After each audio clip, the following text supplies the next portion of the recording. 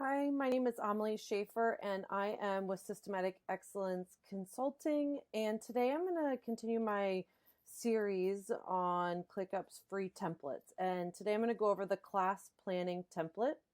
So to bring that template into your account, it's a folder. So what we're going to do is we're going to select the space that we want it to come in. So I'm going to bring it into my template space. Click on the plus sign. I'm going to go to new folder. Go to templates, and we can actually type in class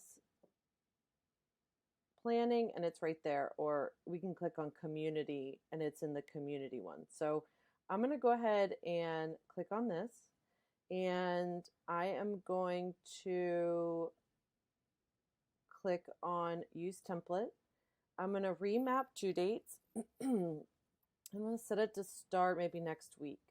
You don't have to remap the due dates if you want to import as is. Actually, I can do that. Import as is, and then really you're going to end up changing everything in the template anyway. The due dates aren't necessarily going to match up with what you need anyhow. So we'll import as is. We're going to call this class planning 2 because I already imported it to review it. So I'm going to go ahead and say use template. So while that's importing, I've actually already imported it. And so what we're looking at now is the actual template. And I will switch between this and the class management template because I did a video previously on class management. And if you want to click on that, you can click on the link that's popping up on the screen right now and you can watch that. Where I really see the difference is class management is for a teacher or group of teachers that are trying to plan a schedule to figure out when they can hold which class. If you have students that are moving to different classrooms or things like that, where that might be for like a bigger school or a school where kids aren't necessarily in the same classroom. So maybe older kids or something like that. In this one, in the class management, it helps organize classes as a whole, where you're looking at the class name and then you're looking at how many students, what classroom it's in, what grade it is, the subject, that kind of thing, where our class planning template, so here we go back over here. Okay, so our class planning template is for the finer details of the actual class and the lessons that you're teaching and things like that. So this is what it looks like when it gets imported. I usually prefer to import everything as open. Every task is open. So that way I can kind of see everything that's going on. So this view is the folder level view, which I'm at right now. And at this view, or at this level, at the folder level, we have 2 list views. We have all lists, meaning everything that's in the folder. So class 1, class 2, to do, curriculum planning, and assignment submissions. And then we have today. So anything that would be today. And they set that filter by saying due date is for today and it's grouped by status. So if we go back to this all list and let's say we change the due date, let's change this to today. Let's change this one to today as well. And let's say this is to do. We'll also put this one in to do. So then if I go over to the today, it's going to show me lesson 1 and 2 that I've now set that due date for. Okay, so let's go back to the all list. We have those 2. We have a board view. We have a calendar that's set for the month. And the reason this is showing that it's sort of this ongoing thing is if we click on this and look at it, it has a start date of March 8th at 4 p.m. and a due date, an end due date of today at 5 p.m. So it's showing that it started on March 8th and it ends today. Same thing with this one. It started 4 days ago. It's ending on March 24th. So we can see the whole schedule. And then things that are due just in one day, meaning they don't have a start and end date of more than one day, will look just like in one day. So this is due on March 28th.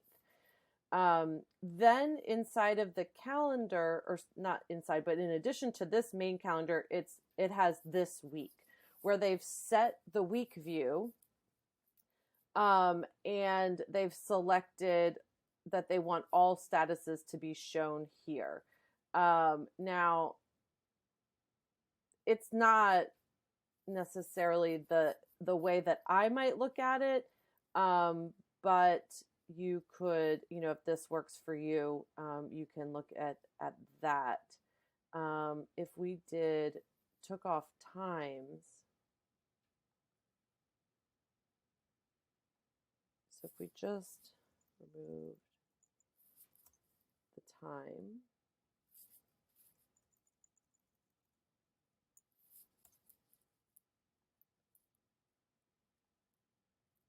then it's going to give us a little different view of it if we take off the times. The times are going to help you if you are doing block scheduling.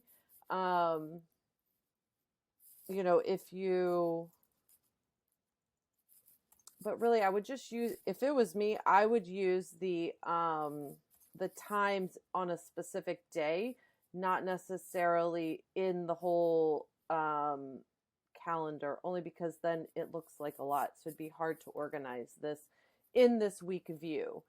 But see here, you can see we have our lesson where we took the due dates off. So it's just showing them up here versus showing, like, this is showing the times from 12 a.m. to, 11 p.m.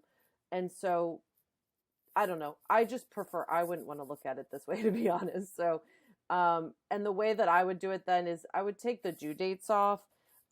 If you are going to work on something on a specific day, then, I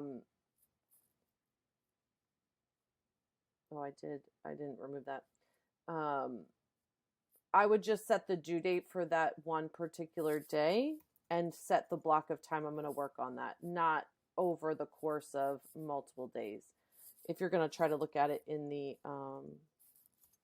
there we go, in the week view, because then you can see, like, okay, what is due on these particular days.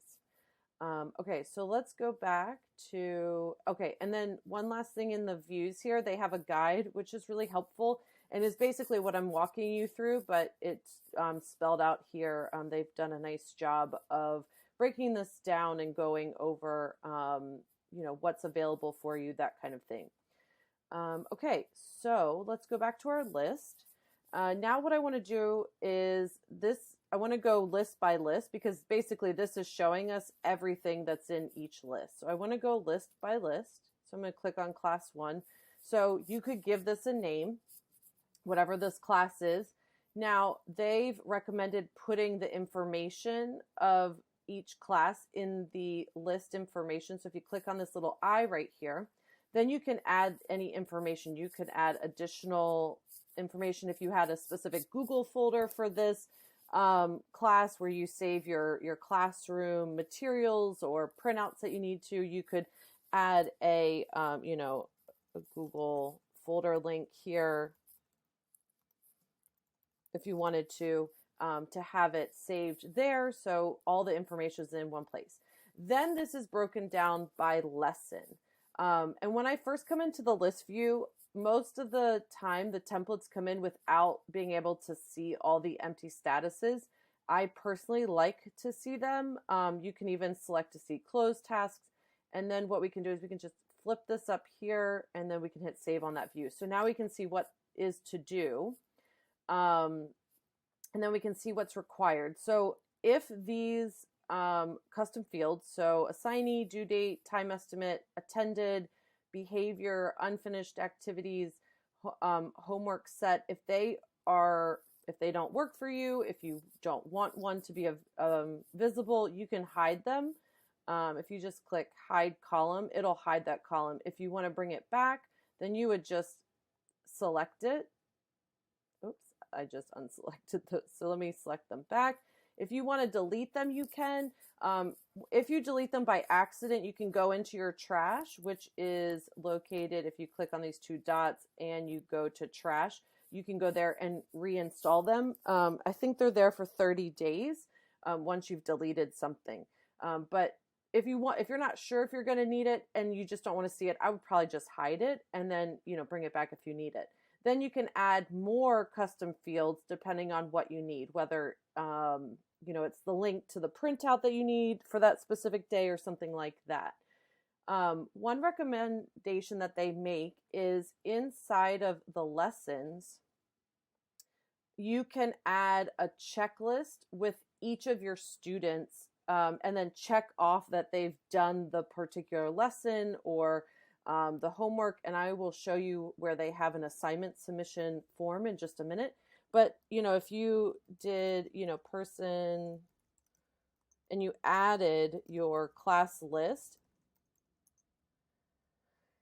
here, maybe I should person 2. And so then what you can do is you can make a checklist, a template, and then you can apply that to the other tasks. So let's say in the beginning of the year, you know who your class is. Maybe you make a lesson template task. So maybe this is the template task.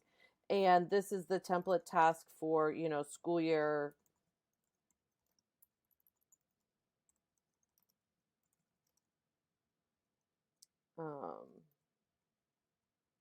And then maybe you put like, the class name or something like that.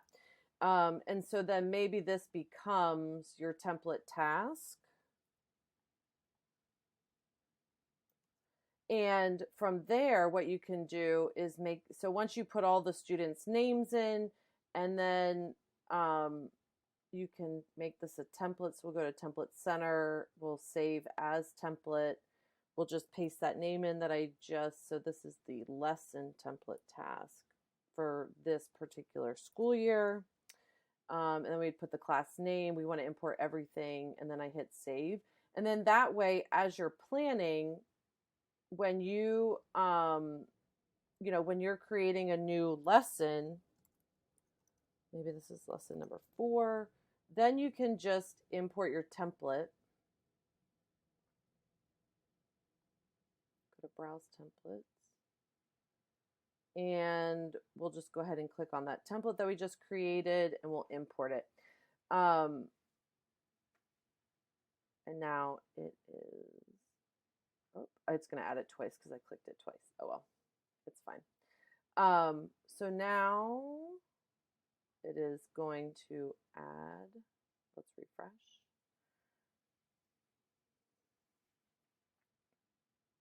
It's going to add our checklist. So it did add it twice because I accidentally clicked on it twice. Okay. And so then now it'll add that class list every time. And so you can do that with each of your lessons. The other thing that they mention is using the description of the task for your final class plans and putting that in there so that you can pull that up. You could have ClickUp opened on your laptop or computer in your classroom, and then you can have your lesson plan right inside the description. If it's on a Google Doc, you can embed a Google Doc if you click the slash mark and go to, I think I missed it. Oh, Google Doc or a ClickUp doc if you wanted, and then you just put the link to the ClickUp doc and it'll embed it right into the description. If you're using a ClickUp doc for that, you can do the same thing. You can embed a doc inside of there. So if you hit the slash and you go to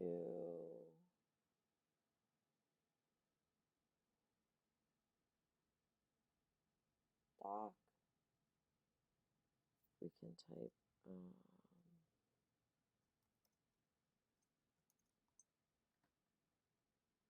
so if we have a list, now it's going to have that, maybe this is our classroom list or our lesson plan. We can rename this as lesson plan probably. There we go. Now it will live inside of there, and it'll be embedded if you decide to use a ClickUp doc. And then if this is a particular lesson and you want to save templates for each of the lessons because it's something you do every year, then you can save this as this particular lesson. Save this as a template versus just the classroom or the class list like I did down here. So that's one thing I would add. Now what I want to do is go over the statuses. So here we have the to-do status, fail, pass, and archived. So you can edit these statuses. You can, if you wanted to show fail, pass as far as students, then you could even create subtasks for each of your students. So if we did person 1, person 2, and let's say person 1 failed, but person 2 passed, you could do that. And then when you're done with, so then it'll show that there. And then once you're done with it, you can archive it. It's just going to ask me if I want to resolve those items, and I will. So now it'll be archived, but it'll still show me who passed and who failed if I decide to do it that way.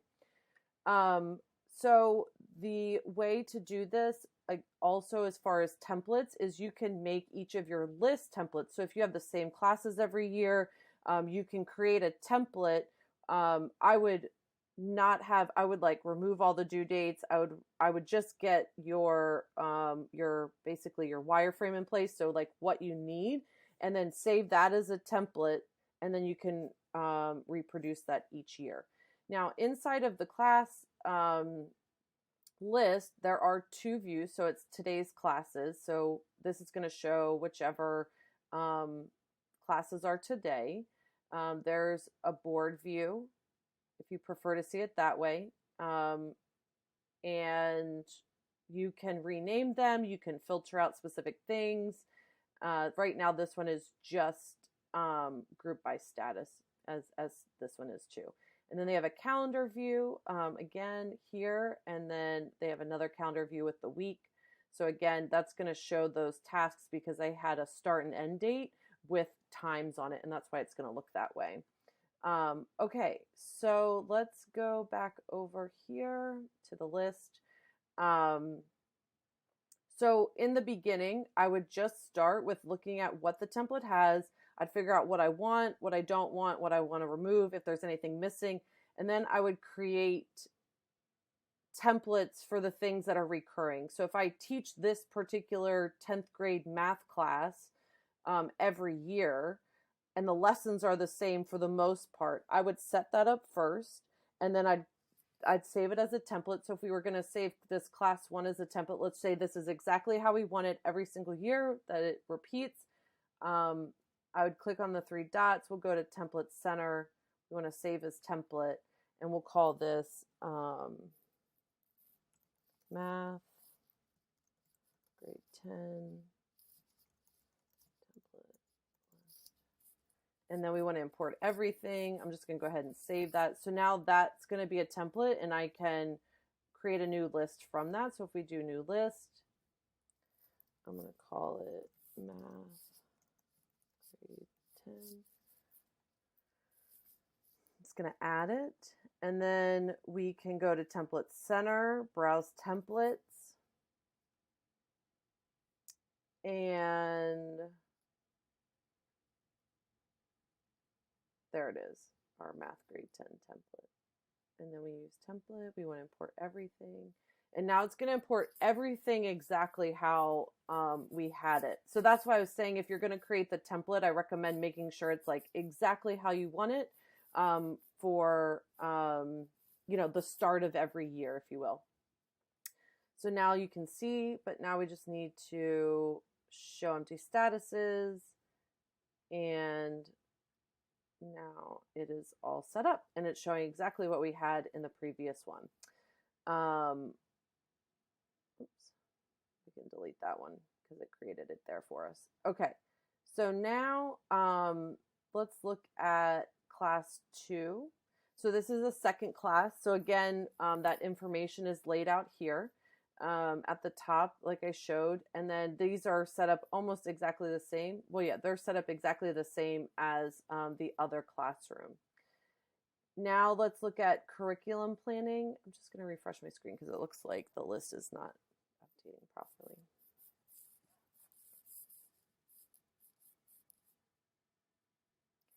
Okay, so this is a way to look at and plan your learning objectives. And I think this is really fantastic. And the way that they have this set up. And so this really helps you to, kind of get your plans in place. They have a main task with two subtasks, and then within the subtasks are checklists. So if I just click on part 1 here, it's going to show us step 1, step 2. And you can put notes in the description. They recommend putting background in the description of the main task. And then again, you can turn these into templates as well. And then they mention up here that if you need more space, you can make a folder. So maybe you have, a class folder and then a learning objectives folder if you need some more space, or if you have multiple people working on it. You might want to turn it into a folder versus a list. Now, I skipped the to-do list. So the to-do list here, this is, again, so I'm just going to empty statuses, close tasks, flip this around, and hit save. Now, things to do, you might want to change the statuses here. Maybe that doesn't fit for you. We can just go to list statuses. This is pulling from the folder statuses. So for this template, the statuses were set at the folder level. And maybe we just do to do, in progress, and complete. And so now we have those statuses here. We can put due dates on them, put notes in our description, and be able to keep track of our to-do list. Now, they do mention with time blocked. So what I was mentioning is, if I was going to do a time block, I would not have a start and end day, because then it's going to show across all those days. But I might say, okay, I know for sure on the 23rd, I am going to work on it from 1 p.m. to 3 p.m. Okay. And then what I can do is I can go over to the calendar and I can look at the 23rd, and it's going to show me a block of time that I'm working on it, versus it being like across all those days. And then if we wanted to look at the week view, then let's say we go to the week, then we can see how this is going to show, okay, during 1 p.m. to 3 p.m., this is when I'm going to work on that. Okay, then I'm going to show you the last piece of this is the assignment submission. Now, this is a free account. So I'm going to switch over to my paid account to show that, because in my paid account, I'm able to view the submission form. But with the free account, you unfortunately, you can't have the forms there. So I'm going to show that to you in my paid account. And this is for, doing assignment submissions. You could have a Google form and set up a Zap or an automation that sends the responses into ClickUp, but I want to show what's actually native in ClickUp here. So let me switch over to that account, and I'll finish showing that in just a moment. Okay, so now I'm in my other account, and I'm in the assignment submissions list, and what you have here is a form that someone can fill out their name, their grade, the subject, any notes, and then they can upload a file here to whatever the homework assignment is and hit submit. And when they submit it, it will populate a task here with an attachment. And then you can open the attachment. This was just a text file. You can open it up here and see the responses that they had. So 10th grade math. And then from there, we can look at You want to see empty statuses, closed tasks, and maybe we'll flip it around. And so then here you can see, you can move them through failed or passed. And then you can see the date it was created, when they submitted it, or maybe they passed, and you can then do it that way.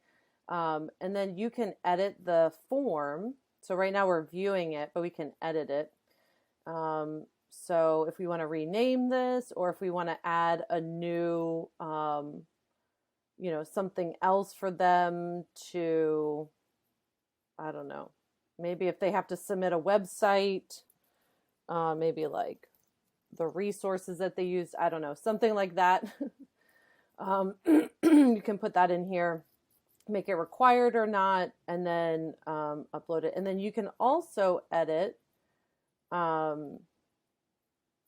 you can edit the field here. So if you need to change the grades or add other grades, you can do that. Delete this field, you can do all of that. And if you want to, you can also set an assignee. So if you want it to be assigned to you when the task comes in, then you can do that. You can redirect it to a URL. If you have a template task that you want attached to it when it gets submitted, so that there's, you know, if there are checklist items that you have to go through or something like that, you can add that as well. And there's some other options here that you can add. Here is if you want the custom field responses to be in the description of the task, you can turn that on or turn it off. Excuse me. And then for viewing purposes, this is what it's going to look like. And if we copy the link, and I put the link over here, then we can see that and just fill that out. Okay, so I'll just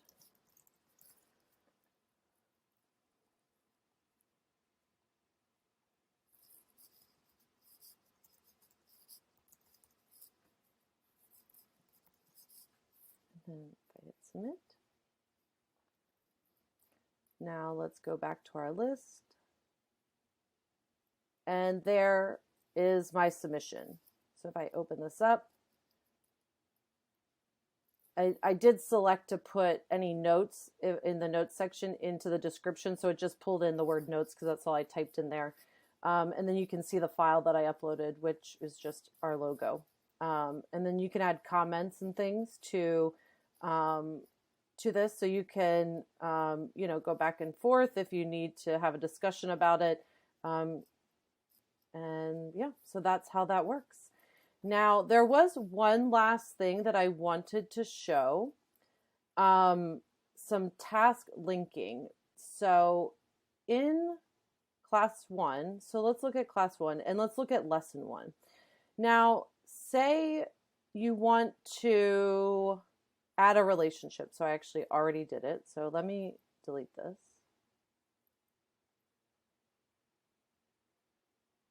Well, anyway, what I did was I did create relationship and I typed in learning outcomes and I selected any task in your workspace and I hit create. And so this is what it produced. So now I want to add a relationship. Okay, so if I add the relationship, so if I come over here and I go to add and I want to attach it to the learning outcome 1, I click on that. Now it's created this relationship between the two. So if lesson 1, maybe lesson 1, 2, and 3 are part of the learning outcomes number 1, then when you click on this, it'll take you to learning outcomes 1 just to make it easier to go between the two. And then there's a backlink to lesson 1, it'll take you back there. So that relationship linking or linking of tasks can be helpful if you want to quickly reference one of the other tasks or something like that. So that is the class planning template that ClickUp provides free with your account. The submission, the assignment submission list, the form is with a paid account. So I did want to show you kind of both sides so you could see what that looks like. If you have any questions, please feel free to put them in the comments. Make sure you subscribe to catch my future videos. Again, my name is Amalie. I'm with Systematic Excellence Consulting, and this is the ClickUp Master YouTube channel. Thank you so much for watching.